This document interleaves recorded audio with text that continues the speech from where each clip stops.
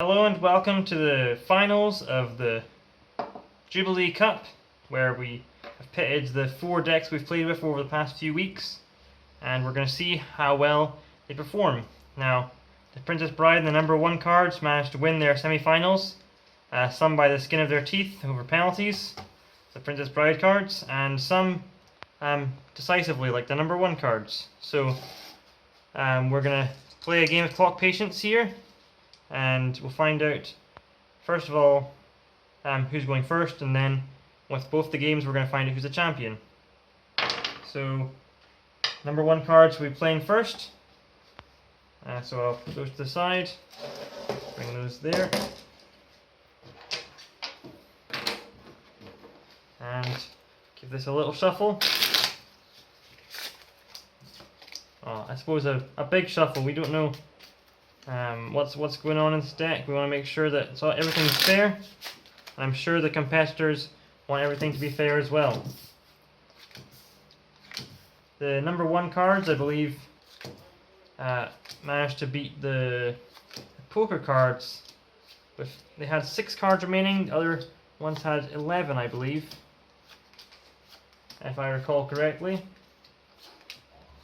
So, steady performance for the number 1 cards, and they might be able to repeat that here with less than 10 cards remaining. I think is definitely the aim, and perhaps even less. So we're just about to start the game, and we'll find out how well they end up. We begin with a queen, and a 3, and there's a 5, another 5, there's a jack, and our first king. That does not bode well for the number 1 cards. I don't know how they managed to be called that, because in a tournament setting that sounds like they're already the winners. So perhaps they've got extra pressure on them with such a name.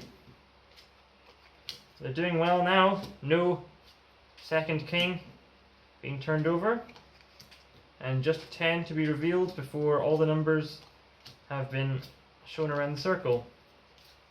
And there's a 10. The circle is complete. Another 10 even. 8s are almost done.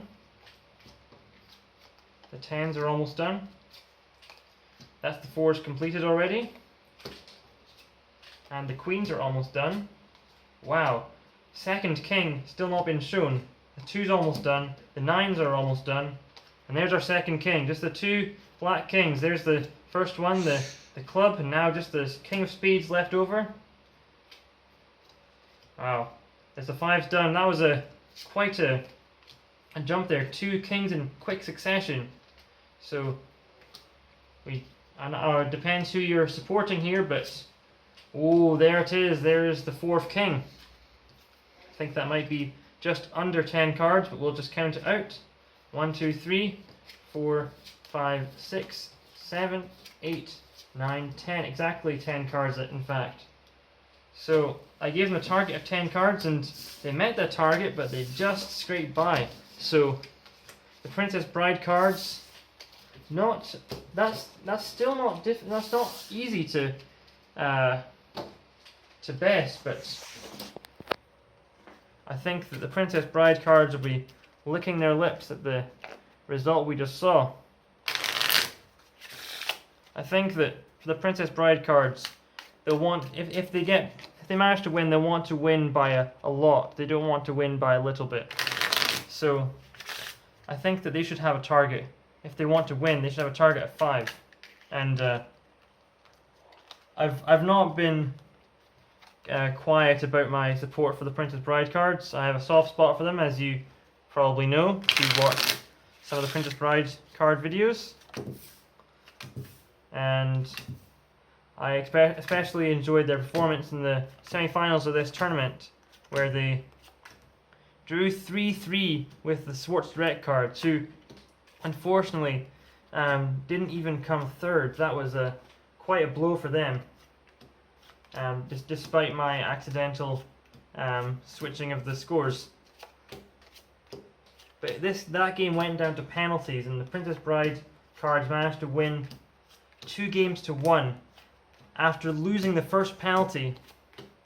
So that was quite tense.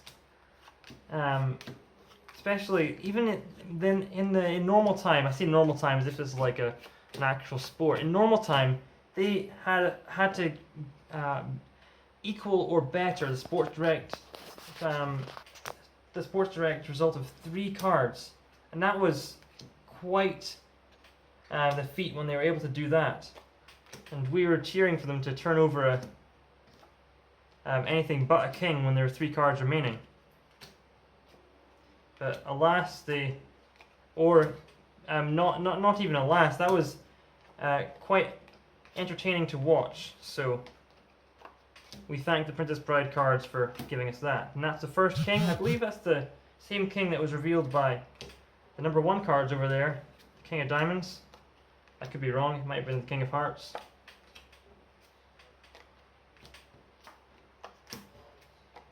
Oh, there's our first 4. Just looking for a 3 to complete the circle.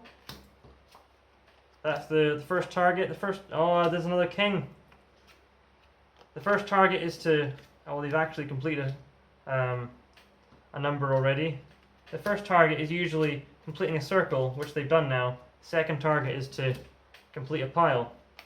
But they managed to complete 2 piles before they complete the circle. There's 3 piles done with the jacks. There's a 3. Don't know what happened there. There's the 8's done. The 4's done. 6 is done. Now, the question is here: do I count the cards to find out if they've already won or not? Okay, well I know they haven't already won, but I'm not going to count the cards again for the sake of suspense. There's the 2's done. The 3's, wow. The 9's are almost done. Oh, there's the 3rd king. And there's a 6. There's a 10. I think they've already won now, and this is now just a showmanship. They know they've won. Oh, there it is. And it happened again. I set a target of 5, and they hit the target of 5. What a show by the Princess Bride cards. Both, actually. Number 1, I should have given a better prediction. It wasn't a prediction. I set the target. I set the target of 10 for number 1 cards. I set a target for Princess Bride of 5. You can go back in the video and double check that. I know for certain that happened. And they managed to hit those targets. So I think I should be more, what's the word? Assertive. Yeah, I should believe in them more. I should allow them to breathe.